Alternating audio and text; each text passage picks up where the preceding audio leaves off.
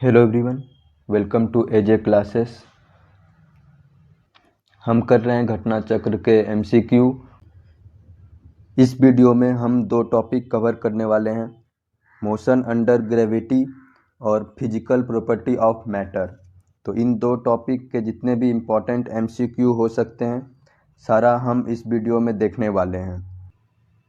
Today's first question is who gave the theory of gravity. तो option है Newton, फिर Isaac Newton, Charles Babbage और Johns Adams. तो इसका आंसर हो जाएगा आइजैक न्यूटन। 1687 में आइजैक न्यूटन ने पब्लिश किया था law of gravitation in his book mathematical principle of natural philosophy. ये बुक था, इसमें लॉ ऑफ ग्रेविटेशन के बारे में दिया गया था न्यूटन द्वारा।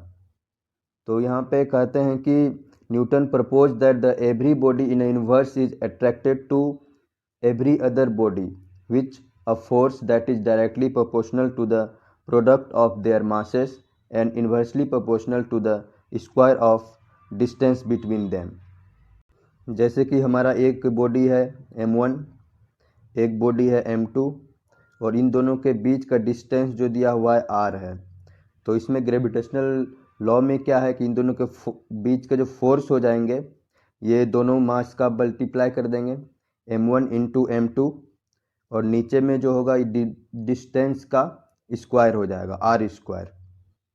ये हो जाते हैं प्रोपोर्शनल। और जब हम प्रोपोर्शनल हटाते हैं तो यहाँ पे फोर्स कांस्टेंट एक ऐड हो जाता है, तो फोर्स इक्वल टू हो जाता है g m1 m2 bye r square. तो ये हो जाता है लॉ। तो इसका हो जाएगा थ्योरी ऑफ ग्रेविटी जो दिया था ये आइजैक न्यूटन ने दिया था। नेक्स्ट क्वेश्चन है astronauts in space can not stand erect, this is because. तो स्पेस में क्या होता है, ग्रेविटी नहीं होती है। तो ये आंसर आपका पहला ही हो जाएगा, there is no gravity. Due to lack of gravity astronaut in space can not stand erect. Next question है if the distance between earth and sun were twice what it is now the gravity force exerted on the earth by the sun would be. ये sun है, ये earth है, यदि इन दोनों के बीच का distance यदि हम ट्वाइस कर दें तो फोर्स पे क्या इफेक्ट होगा। तो लॉ देखेंगे तो force is inversely proportional to the distance होता है। तो यहाँ पे यदि दो दुगना कर रहे हैं डिस्टेंस को, 2 टाइम्स कर रहे हैं तो डिस्टेंस के जगह में 2 लिखेंगे तो ये 2 का स्क्वायर हो जाएगा 4। तो क्या होगा 4 टाइम्स जो हो जाएगा हमारा कम हो जाएगा। इसका मतलब 1/4 of the what is now. तो अभी का जितना है 1/4 हो जाएगा। नेक्स्ट क्वेश्चन है if an object is falling from above its weight remains. तो ये हो जाएगा सेम। इफ बॉडी यदि फॉल कर रहा है, यदि एयर रेसिस्टेंस नहीं है तो उसमें क्या होता है कि वेट सेम होता है, जिसमें से मास और ग्रेविटी ये दोनों सेम रहते हैं। तो इसका जो वेट होगा सेम ही होगा। तो इसका आंसर बी हो जाएगा। नेक्स्ट क्वेश्चन है कि if pieces of equal size of would wax and iron falling from same height which one will reach the surface of the earth first. यदि हम इस यहाँ पर भी एयर रेसिस्टेंस को नेग्लिजिबल कर दें तो यहाँ पे जो है तीनों सेम टाइम पे फॉल करेंगे तो reach at the same time हो जाएगा इसका। नेक्स्ट क्वेश्चन है असर्शन और रीजन का। तो the weight of human being on the moon is 1/6 in comparison to earth. तो ये सही है। रीजन है कि the moon does not have gravity like earth. यहाँ पे मून पे ग्रेविटी होता है पर 1/6 होता है, तो ये फॉल्स हो गया। पर पहला जो है ये सही है कि the weight of human being on moon is 1/6 in comparison with earth. तो इसका हो जाएगा A is true but R is false. Next question देखते हैं the weight of anybody is, weight कहाँ पर मैक्सिमम होगा या मिनिमम होगा?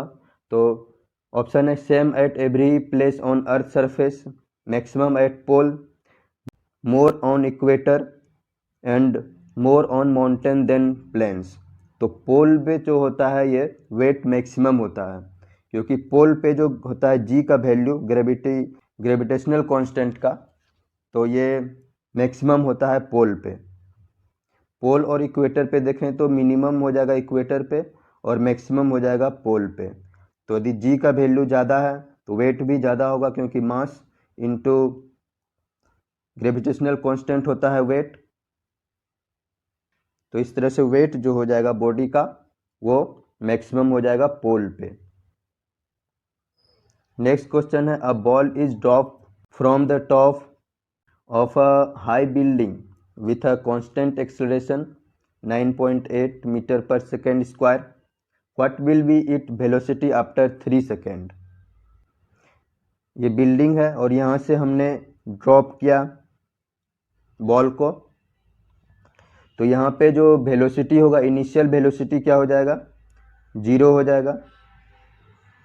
और एक्सेलरेशन जो है ये दिया हुआ है 9.8, और उसके बाद आफ्टर 3 सेकेंड वेलोसिटी निकालना है, तो टाइम दिया हुआ है 3 सेकेंड। तो एक फॉर्मूला होता है v is equal to u plus a t. तो v निकालने के लिए u 0 हो जाएगा प्लस 9.8 इंटू टाइम हो जाएगा 3। जब इसको सॉल्व करेंगे 9.8 इंटू 3 तो ये हो जाएगा 29.4 मीटर पर सेकेंड। वेलोसिटी का यूनिट होता है मीटर पर सेकेंड, तो ये हो जाएगा 29.4 मीटर पर सेकेंड। तो ये हो जाएगा नंबर सी। वेटलेसनेस इज, यदि वेट नहीं है तो ये हो जाएगा जीरो ग्रेविटी। जीरो ग्रेविटी में कोई भी वेट नहीं होता है, क्योंकि वेट जो होते हैं ये मास इंटू ग्रेविटेशनल कांस्टेंट जी होता है। यदि ये जीरो हो गया तो ये वेट भी जीरो हो जाएगा, तो इसका आंसर हो जाएगा zero gravity. Next question is, the earth travels in its orbit at a speed of approx 4400 kilometre per hour. Why do we not feel this high speed? तो यहाँ पे इसका आंसर है number B, means our relative speed with respect to the earth along the earth orbit is zero. यहाँ पे relative speed जो हो जाता है ऑर्बिट का ये जीरो हो जाता है, तो इसलिए हमें फील नहीं होता है कि ये हाई स्पीड पर है। जैसे कि एक ये ट्रेन है और ये सेम दूसरा ट्रेन है और दोनों सेम डायरेक्शन में चल रही है। इसका यदि हम देखें स्पीड तो 50 किलोमीटर पर आवर और इसका भी 50 किलोमीटर पर आवर। यदि दोनों में यदि कोई पर्सन खड़ा है एक एक में, तो उन दोनों एक दूसरे को स्पीड जो होगा वो जीरो दिखाई देगा। तो इसे कहते हैं relative velocity. So relative speed के कारण ही हमें जो हाई स्पीड ट्रेवल कर रहा है तो हमें पता नहीं चलता है। Satellite is kept moving in its orbit around the earth is due to, तो ये आंसर हो जाएगा सेंट्रीपिटल फोर्स। हमने देखा था कि प्रीवियस वीडियो में कि वॉशिंग मशीन जो होते हैं उसमें सेंट्रीफ्यूगल फोर्स होता है। Centripetal force is a real force that contract the centrifugal force and prevents the object from flying out, keeping it moving instead with a uniform speed along a circular or a elliptical path. Centrifugal force और centripetal force जो होता है ये दोनों एक दूसरे के opposite होते हैं और एक दूसरे को बैलेंस करते हैं। तो इस तरह से सैटेलाइट जो मूव करता है अपने ऑर्बिट पे, तो ये सेंट्रीपिटल फोर्स के कारण। नेक्स्ट क्वेश्चन देखते हैं। Next question is, earth escape velocity is, तो एस्केप वेलोसिटी क्या होता है कि it is a minimum speed that a moving object must have to escape from the gravitational field of celsius body and move outward into space.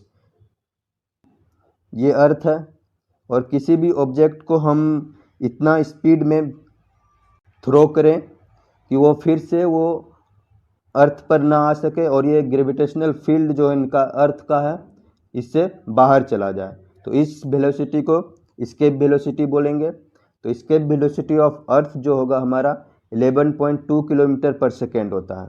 तो इसका answer D हो जाएगा। Earth escape velocity will be 11.2 kilometre per second. Next question is what will happen if an object is thrown into space with a speed of 8 kilometre per second.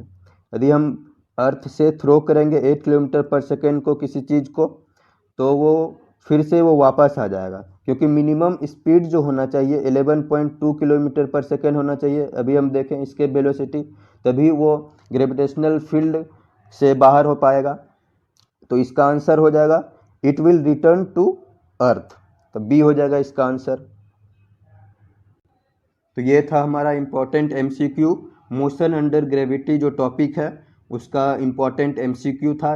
अब हम next जो topic है हमारा physical property of matter, उसके important question देखने वाले हैं।